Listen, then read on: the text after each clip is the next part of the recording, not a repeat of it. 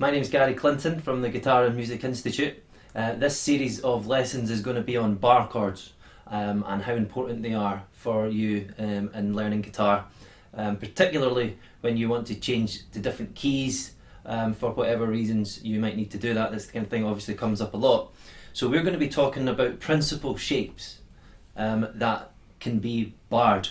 We're going to be looking at the E shapes and minors, and A shapes and minors as well, and we're going to be looking at the chromatic scale and how all these shapes can be applied to that chromatic scale.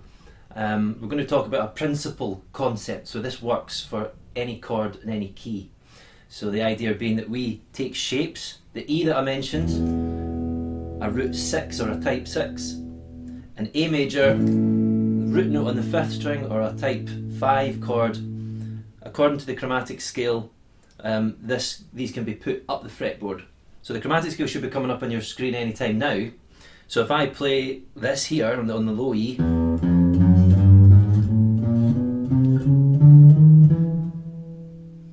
so I just played E chromatic, E to E. And the shapes that we'll be using can begin on any one of those notes.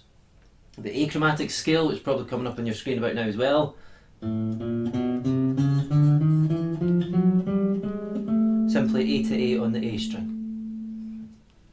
So there's a wee overview of what we're going to look at. Next we'll be looking in more detail at the chord shapes.